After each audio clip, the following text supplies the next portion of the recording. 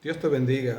Uno de los actos de adoración más importantes se realizan cuando nos congregamos, cuando vamos a un templo, cuando nos encontramos con hermanos de la fe, con amigos que tienen una búsqueda o el deseo de buscar a Dios y son recibidos en un lugar que utilizamos para congregarnos.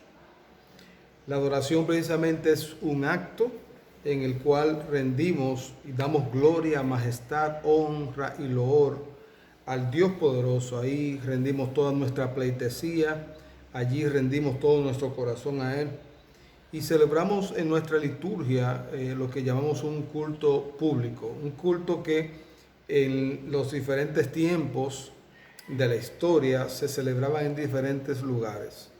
A nosotros nos concierne poder hablar de lo que es la bendición de congregarse, de la iglesia poderse reunir en un lugar. Y en estos tiempos precisamente cuando vemos el reto que tenemos de volver como estaba la iglesia primitiva por unos meses, por un tiempo, no sabemos cuánto, y congregarnos en nuestros hogares, la pregunta que debemos hacernos: ¿yo me estoy congregando? ¿Yo estoy disfrutando de la bendición de poderme congregar? Y quiero explicarte en el día de hoy que nosotros podemos entender por la palabra de Dios que Dios siempre ha querido que tengamos una celebración donde su pueblo se congregue, porque su pueblo fue creado para relacionarse con Dios y fuimos creados para relacionarnos con los demás. Salmo 84 nos dice, versículo 1 en adelante: cuán amables son tus moradas, oh Jehová de los ejércitos. Anhela mi alma y aún ardientemente desea los atrios de Jehová. Mi corazón y mi carne cantan al Dios vivo. Aún el gorrión halla casa y la golondrina nido para sí, donde ponga sus polluelos. Cerca de tus altares, oh Jehová, de los ejércitos, Rey mío y Dios mío, bienaventurados los que habitan en tu casa. Perpetuamente te alabarán. Bienaventurado el hombre que tiene en ti sus fuerzas, en cuyo corazón están tus caminos. Atravesando el valle de lágrimas, lo cambia en fuente. Cuando la lluvia llena los estanques, irán de poder en poder, dice el versículo 7, Salmo 84, verán a Dios en Sión. Jehová, Dios de los ejércitos, oye mi oración. Escucha, oh Dios de Jacob, mira, oh Dios, escudo nuestro, y pon los ojos en el rostro de tu ungido. Porque mejor es un día en tus atrios que 1000 fuera de ellos. Escogería antes estar a la puerta de la casa de mi Dios que habitar en las moradas de maldad. Señor, te adoramos a ti, te damos gloria, te damos alabanza, glorificamos tu nombre, Señor, en esta hora. Gracias por tus bendiciones, gracias por tu palabra, gracias que podemos arrojar luz, traer confianza, alentarnos unos a otros en la importancia de congregarnos, de reunirnos, de glorificar y de exaltar tu nombre, Señor. Te damos las gracias, te pedimos que tú hables a las vidas y a los corazones de todas las personas que nos están viendo a través de este canal de YouTube. Bendícelos, Señor, y dirígeles en el nombre poderoso de Cristo Jesús.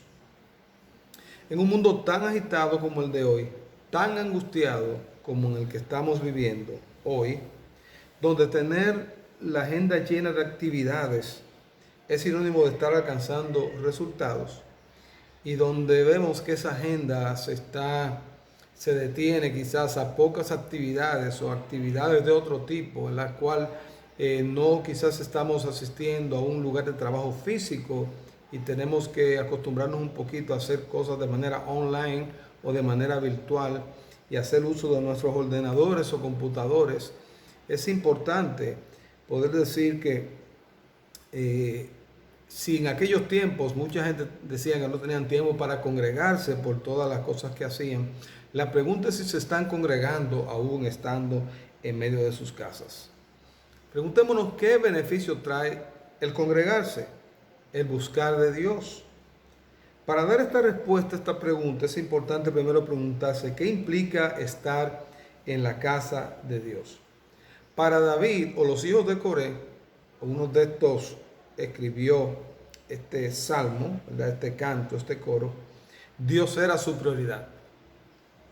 Dios lo era todo para ellos. Era el cimiento de todo lo que él hacía. Cuando disponemos nuestro corazón para buscar a Dios, es lo primero. El primer punto de partida que debemos poner en práctica es el siguiente. Es reconocer primero que tenemos una autoridad. Un primer punto, reconocer que tenemos una autoridad y esa autoridad es Dios. Es una de las primeras cosas que la persona aprende cuando va a la casa del Señor. Es tan así que muchas veces hay personas que hasta ofrecen una adoración al mismo templo donde vamos a adorar al Señor. Y hay opiniones muy encontradas de si tú subes al altar de esta manera, si tú vienes acá, la casa está decorada de diferentes maneras, la casa, este tipo de casa o templo que son unas paredes o porque la iglesia somos nosotros, es un lugar normalmente que tiene características diferentes según la congregación o el lugar donde está, según diferentes culturas, está decorado de diferentes maneras, pero en sí lo que esto hace es que reúne a los hijos, a los redimidos del Señor, a las personas que tienen una búsqueda de la presencia del Señor y han reconocido que la autoridad es Dios. Y la gente lo que hace es que se somete a las reglas de autoridad de Dios y se somete a reglas de autoridad que tienen las personas, el liderazgo que dirige ese lugar. Nosotros buscamos a Dios, muchos dicen a nuestra manera. Y esto es ilógico porque Dios nos dice cómo Él debe ser buscado. Debemos reconocer una autoridad. ¿Cuándo reconocemos una autoridad? Por ejemplo, nadie pasa por un lugar y un policía lo manda a detener y sigue de largo a sabiendas de que ese policía es una autoridad y que puede ejercerla y que puede provocar que tú caigas preso. Tú no quieres irrespetar eso. Tú no quieres tener un sometimiento de parte de esa autoridad para que esa autoridad realmente te esté juzgando a ti o te esté trayendo problemas. Tú buscas someterte a la autoridad de Dios y lo vemos eso claramente. Abraham, por ejemplo, se sometió a la autoridad de Dios cuando subía al monte con Isaac a hacer sacrificio. Una persona sacrifica muchas veces valores que son intangibles. Una persona sacrifica muchas veces el amor de sus hijos, el amor de su pareja. Salmos 39:4, por ejemplo, dice, hazme saber, Jehová, mi fin. O sea, uno necesita saber lo que esa autoridad nos manda a nosotros hacer. Y esto lo dice, ¿verdad? Este salmo para saber cuán frágil yo soy. Es decir, Señor, hazme saber, revísame, dame una dirección para lo que yo necesito. El Salmo 5:7 dice, mas yo por la abundancia de tu misericordia entraré en tu casa, adoraré hacia tu santo templo en tu temor. Una persona empieza a congregarse, suele esto suceder en la mayoría de los casos que está muchas veces más consciente de lo valioso que es la vida, de los momentos que ha vivido, por sobre todo la enorme oportunidad que tiene de disfrutar el plan y propósito de Dios en esta tierra. Y entonces cuando se empieza a congregar, empieza a darse cuenta de que el llamado que tiene de Dios en aquel lugar, muchas veces empiezan a discipularlo, se da cuenta que tiene dones, talentos, habilidades que se entregan a la obra del Señor. Y en medio de esto vemos que es una manera entonces de empezar a trabajar en su vida el reino de los cielos y poder aplicar esto para los que están aquí en la tierra, ¿verdad? Vemos al salmista aquí. Anhela mi alma aún ardientemente desea los atrios de Jehová. O sea, había un anhelo por ir a la casa de Dios. Ese anhelo es una palabra que es como gritar en el original. Procede de la palabra ramak, R-A-M-A-G, y significa lanzar gritos agudos en alta voz, como los soldados cuando están en medio de la batalla y dicen victoria, victoria, victoria, como un niño cuando tiene mucha hambre. Es una palabra hebrea que nos hace entender eso, un grito que es muy resonante, una necesidad muy amplia, como cuando tenemos un hambre, cuando ya no podemos aguantar más. Yo no sé si usted se mueve así, pero a veces en estos tiempos parece tan difícil, tú no como volverte a ver en el templo con tus con tus hermanos, y más cuando tú tienes ese hábito de poderte congregar con tus hermanos y abrazarlos y verlos a cada uno de ellos. Ese anhelo es una pasión, es una necesidad de llegar a la casa del Señor y poderse congregar. Otro punto es, estar en la casa de Dios es una motivación también para buscar a Dios, no solamente por estar en la casa, ¿verdad? Pero buscar a Dios con alegría y con sincero corazón. Esto es un ingrediente muy importante, porque es un ingrediente que nos habla de la sinceridad que agrada a Dios. Allá en la casa presentamos las caras, debemos presentar las caras tal como somos. Si tenemos una alegría fingida, bueno, no es lo mejor en la casa del Señor. Muchas veces tomamos muchas poses y Dios te bendiga y todo está bien cuando estamos dentro de la casa. Pero bueno, si todo está bien, aunque sea cuando tú estás dentro de la casa, cuando estás dentro de la casa es un momento no para estar con todas tus preocupaciones ni con todas tus situaciones. Yo sé que es un momento que lo vives bien, un momento inclusive que muchas veces las personas nos dicen a nosotros, a los pastores, a los líderes, yo me siento este dolor, tengo esta molestia, no sé si ir a la iglesia hoy. Muchas veces nosotros, dirigidos por el Espíritu Santo, le decimos, pero ven a la casa del Señor, vamos a orar por ti. Y las personas muchas veces terminan saliendo del templo y de la casa del Señor. Salen de allí renovados, salen nuevos, porque el tiempo de la alabanza, de la adoración al Señor, el tiempo de la palabra de Dios, el tiempo de un abrazo que recibe de un hermano, uno que oró por él en ese momento, le ha sido una ayuda tremenda. Pero queremos venir acá al templo no con intenciones propias de satisfacer algo que es propio, que es nuestro personal solamente. Proverbios 3:5 nos dice, fíate de Jehová de todo tu corazón y no te apoyes en tu propia prudencia. Y eso es importante porque Salomón nos invita a no fiarnos, a no confiar plenamente en nosotros, sino a confiar realmente en Dios, a no confiar plenamente en nuestros conocimientos. Es un momento de buscar a Dios con alegría y con sincero corazón. No es un momento realmente para decir, no, yo sé, yo no necesito congregarme, yo no voy hoy porque yo no quiero ir. A veces las personas tienen muchas cosas que hacer y realmente lo que necesitan es organizar sus vidas para buscar al Señor en la comunidad con los hermanos de la fe en aquel lugar. Dios permite nuestras decisiones porque dentro del plan de Dios estaba que el hombre tuviera libertad de decidir. O sea, en todo eso la persona puede decidir si va o no va. Ahora, ¿qué nos conviene? Nos conviene ir a la casa del Señor. Ahí sabemos entonces lo que implica buscar a Dios. Ahora es necesario conocer otros detalles. ¿Qué beneficio trae congregarse? ¿Qué beneficios, esas bendiciones que trae congregarse? Para esto es necesario saber que estos beneficios son espirituales, son emocionales y son físicos también. Por ejemplo, podemos alcanzar como beneficio una fortaleza espiritual y podemos alcanzar protección. El Salmo 27 nos habla de esto, hace un recuento precisamente de algunos beneficios de estar en la casa de Dios, en este orden espiritual, en este orden de recibir protección, en este orden de poder ver la misericordia de Dios. Salmo 27:4, búscalo conmigo allí si tienes tu Biblia. Una cosa he demandado a Jehová, esta buscaré, que esté yo en la casa de Jehová todos los días de mi vida, para contemplar la hermosura de Jehová y para inquirir en su templo. Esto quiere decir que todos los días tenemos que ir físicamente al templo. No recordemos que en el templo vivían levitas, en el templo pernoctaban siempre sacerdotes, habían cámaras, habían lugares donde ellos vivían. Y su deleite era en eso, eran llamados para eso, eran llamados para estar siempre allí. Y allí en las cámaras, en las habitaciones, hacían oraciones y tenían tiempo, estaban preparados para la hora del servicio que se tenía que hacer, la hora que las personas llegaban.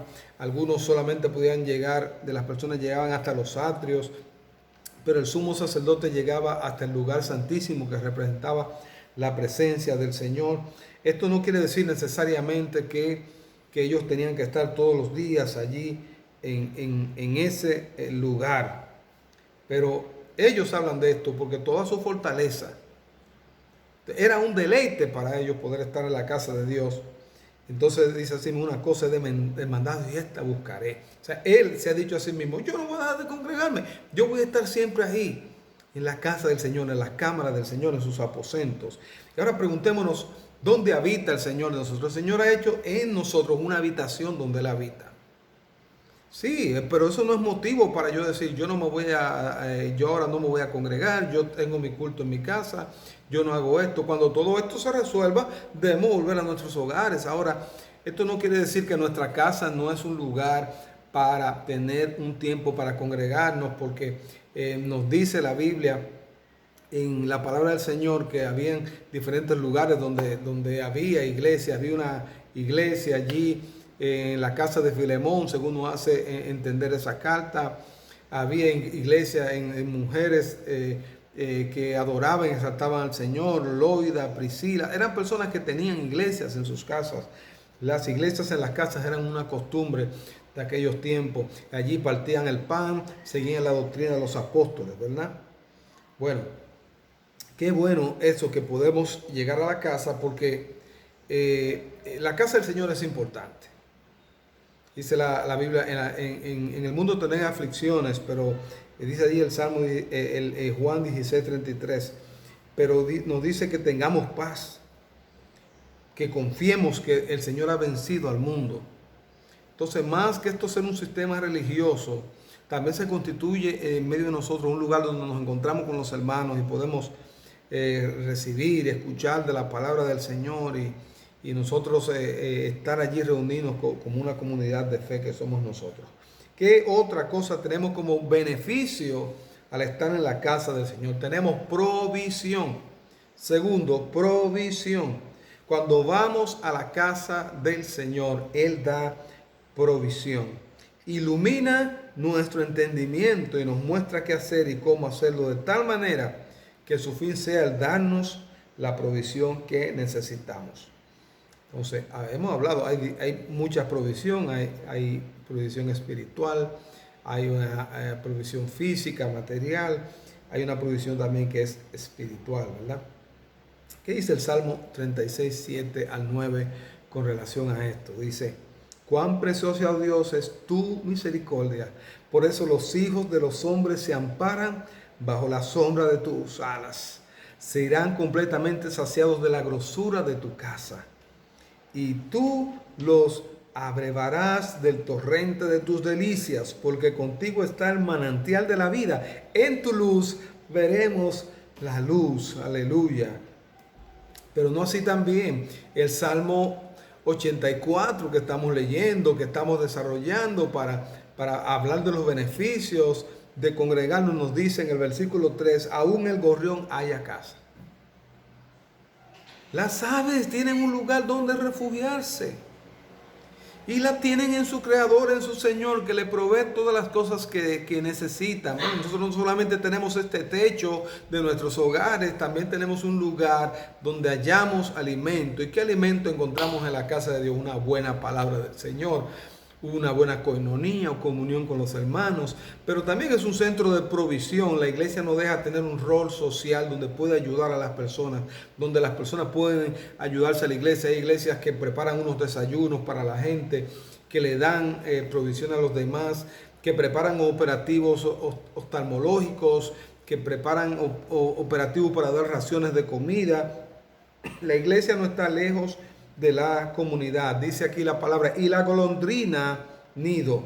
El gorrión halla casa y la golondrina nido para sí, donde poner sus polluelos. Cerca de tus altares, oh Jehová de los ejércitos, Rey mío, Dios mío, bienaventurados los que habitan en tu casa. Y es que el salmista, los hijos de Corea, aquí nos están diciendo a nosotros, yo soy un bendecido porque yo tengo casa, yo tengo lugar en la casa de Dios. Yo tengo un lugar donde yo puedo ir, adorarte, decirte, Rey mío, tú eres Jehová de los ejércitos, eres mi Señor. Lo otro también, un tercer punto importante, es que es una fuente de entendimiento y de sabiduría también. Si existe algo que desarrollan aquellos que buscan a Dios, es el entendimiento y la sabiduría. Las iglesias, los templos, donde las personas pueden servir, encontramos hombres y mujeres extraordinarios, con un don, con una capacidad que viene del Espíritu de Dios para poder mostrar y enseñar lo que poner al servicio de los demás los dones para edificar la iglesia uno y el otro. La realidad que yo puedo predicar, la realidad que yo puedo exhortar, la realidad que yo puedo visitar. Tengo un llamado como pastor en este tiempo, pero hay otras personas que tienen don de Dios que no es mío, no es lo que Dios me ha dado a mí. Entonces yo me gozo en verlos servir, en ver entregar el don de Dios en medio de la iglesia, y nos complementamos entonces como cuerpo de Cristo en medio de todo esto que está sucediendo dentro de la iglesia. Así, cuando caminamos a diferentes lugares, cuando vamos a la casa de un hermano y le está visitando a alguien puede cantar de manera gloriosa, puede alabar al Señor de manera maravillosa. Alguien es un tremendo maestro que puede enseñar. Y quizás no todos son maestros dentro de la iglesia. A todos les ha dado el don de Dios, como el Espíritu de Dios ha querido repartirlo, ha querido darlo en medio de nosotros. Y eso es importante porque nos habla de que podemos ser visionarios, podemos ser prudentes, podemos planear, podemos ejecutar planes dentro de la iglesia. Una persona que desarrolla entendimiento va un paso adelante de los demás, tiene ventajas sobre otros. Y ese es un ejemplo claro. Por ejemplo, en Daniel 1:17, cuando esos 4 muchachos, Dios les dio conocimiento e inteligencia en todas las letras y ciencia. Estos muchachos caminaban delante de la iglesia y era un ejemplo para la iglesia, pero podían enseñar, podían mostrar el don de Dios donde quiera que ellos estaban, y se congregaban, aún encontrándose en una ciudad, aún encontrándose, ¿verdad?, en medio de un régimen de esclavitud o un régimen, ¿verdad?, en la cual no se encontraban, ¿verdad?, en su país, en su pueblo. Ellos podían exaltar y glorificar al Señor con toda esta provisión que Dios le había dado a través del entendimiento y de la sabiduría. Salmo 111 nos dice a nosotros: alabaré a Jehová con todo mi corazón en la compañía y en la congregación de los rectos. Dice el versículo 10 del Salmo 111, en la compañía, en la congregación de los rectos. Y dice la Biblia que el principio de la sabiduría es el temor a Jehová. Dice allí la palabra también en los versículos más adelante del Salmo 84: bienaventurado el hombre que tiene en ti sus fuerzas, en cuyo corazón están tus caminos. Atravesando el valle de lágrimas lo cambia en fuente. Cuando la lluvia llena los estanques, irán de poder en poder, verán a Dios en Sión. Y habla de ese entendimiento que tiene el que adora, el que exalta al Señor. Dice: que yo sé, puedo yo discernir, saber que la sabiduría que viene de mí viene de Dios, las fuerzas que vienen de mí vienen de Dios. Y dice aquí: en cuyo corazón están tus caminos. No es camino de muerte realmente congregarse, no es camino de muerte seguir al Señor. Hay senda de justicia por amor a su nombre. El camino verdadero nos los enseña Jesucristo. Y realmente, ¿con quiénes me estoy congregando? Yo salgo a ver y voy afuera para rescatar a los perdidos, para cumplir un plan de salvación en medio de este tiempo. Pero mi deleite es llevar a esas personas a la congregación de los justos. Mi deleite es llevar a esas personas al camino del Señor. Mi deleite es llevar a esas personas a la instrucción que tiene la palabra del Señor, a congregarse y dice: sí, mira, este que está aquí era un matón, este era un drogadicto, este era un alcohólico, pero fueron lavados por la sangre de Cristo, son redimidos hoy en día. Aquí nos estamos congregando. Ven, entra a este hospital con nosotros y gózate de lo que Dios ha hecho en medio de nosotros. Personas que atravesaban el valle de lágrimas y lo cambian en fuente. Cuando la lluvia llena los estanques, cuando el agua está por aquí arriba, cuando decimos no podemos más, vemos que vamos de poder en poder. Veremos a Dios en Sión, en medio de su iglesia. También desarrollo mis dones, talentos y habilidades. Y hablamos un poquito de eso. Pero un ejemplo interesante en Éxodos 35, 30 al 35, de esos dones, de esos talentos que el Señor como Dios habló con Moisés, le dijo, apártame a estas personas, que el Señor le dio habilidades especiales. Éxodo 35, el 30 al 35. Dijo Moisés a los hijos de Israel, mirad, Jehová ha nombrado a Bezaleel, hijo de Uri, hijo de Ur, de la tribu de Judá, y lo ha llenado del Espíritu de Dios en sabiduría, en inteligencia, en ciencia y en todo arte.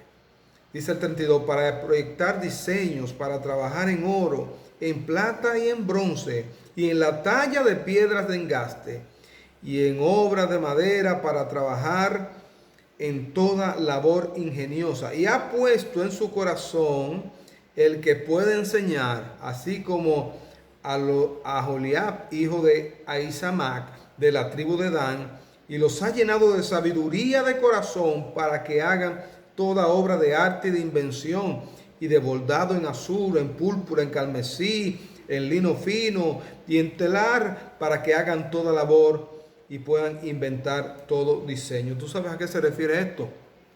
Pues el Señor le dijo a Moisés, yo te digo que levantes, vas a levantar un tabernáculo, pero cuídate de hacer como yo te digo. ¿Sabía entonces Moisés hacer todo esto? No. El Señor capacitó personas y esas personas sirvieron para el tabernáculo. Así como tú puedes decir, pero ¿qué hago yo entonces dentro de una iglesia? Mire, mi hermano, óigame, un abrazo usted le da a una persona es suficiente. Pero discipular a una persona, ayudar a una persona, exhortar a una persona, adorar al Señor, alabar al Señor. Hay muchas formas de alabar al Señor dentro y fuera del templo. Pero es importante estar allí. Es importante reconocer que lo que tú tienes no es tuyo, es de Dios y te lo ha dado para que tú puedas edificar a los demás dentro de la iglesia, dentro de la congregación. Y levantó el Señor a estas personas con arte, con invención, con una sabiduría especial de corazón. Labor ingeniosa puso creativa en ellos para que ellos puedan trabajar con sus manos y pudieran crear cosas diferentes. Es importante congregarme. Hasta las cosas que se levantan en un templo. Alguien que pinta, alguien que diseña, alguien que busca una manera más económica de levantar ese lugar y de manejar mejor las finanzas que tiene una iglesia del reino para poder ayudar a otros es sumamente importante. Oh, santo Dios. Algunos dicen, pero ¿y si yo no me quiero congregar? ¿Qué consecuencias trae cuando yo no me congrego? Y si tú te dijeras esa pregunta, ¿qué pasa si no me congrego?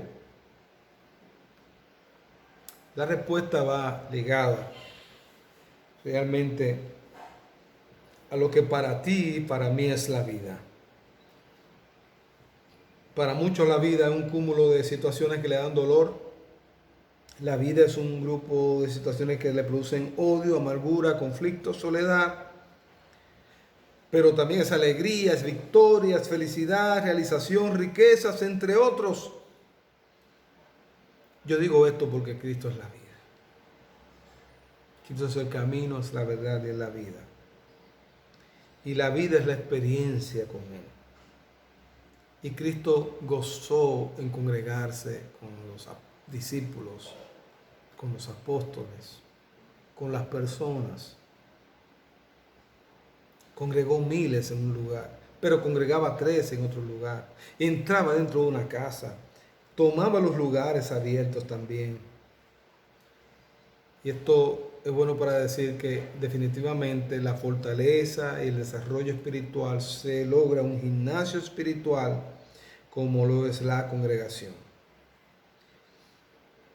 Y cuando yo no me congrego, la musculatura espiritual mía padece. Y cuando yo no me congrego, esto tiene consecuencias muy fuertes para mí.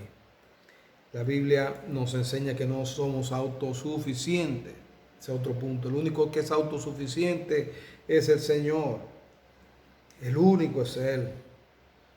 La Biblia dice, vi yo al impío sumamente enaltecido y que se extendía como laurel verde. No estamos para crecer en nuestra impiedad o en nuestra necedad. Estamos para crecer, para depender de Dios. Él hizo los animales, hizo todo lo que existe, ante el cumplimiento de lo más perfecto que Él hizo en la creación, que fuimos tú y yo. Y entonces Él, como no somos autosuficientes y estamos creados para depender de Él y relacionarnos con los demás, Él nos dio los animales, nos dio las plantas para nosotros poder señorear, para nosotros poder alimentarnos de allí, para nosotros poder administrar sobre cada una de estas cosas. Dios nos puso en una condición para vivir. Nos puso condición para respirar, nos puso una condición para relacionarnos con los demás, nos habla a nosotros de manera que nosotros podemos entenderle, para que nosotros hablemos el lenguaje de amor de Dios en medio de este tiempo.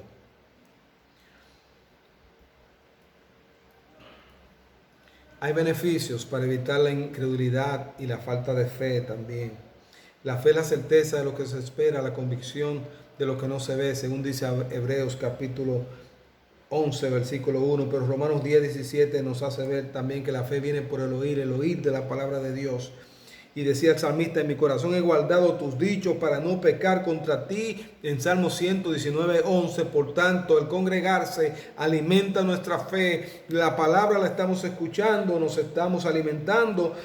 Hay un propósito de fe, es un antídoto contra el desagradecimiento, es un antídoto contra la dureza de corazón, es un antídoto para dejar de ser altivos, para tener entendimiento. El congregarnos es un antídoto realmente para salir de la ignorancia, es un antídoto esencial que nos da el Señor para no mantenernos en el mal.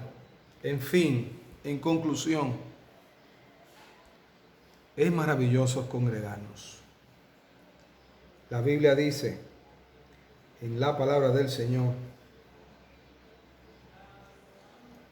versículo 10, es mejor, del Salmo 84, un día en tus atrios que 1000 fuera de ellos. Escogería estar a la puerta de la casa de mi Dios que habitar en las moradas de maldad. Y la Biblia dice, no dejes de congregarte, como algunos tienen por costumbre. Y lo que precede esto es, en estos versículos 21 al 26, es que hay un solo sacerdote sobre la casa de Dios y es Jesucristo. Y Él nos insta a no dejarnos de congregar para que nosotros realmente podamos acercarnos sinceramente, para que no fluctuemos, para que tengamos nuestra esperanza en Él. Es una disciplina espiritual que es necesario desarrollar. Gracias, Padre, por este tiempo. Bendice las vidas y los corazones. Congrégate en el nombre de Jesús. Amén.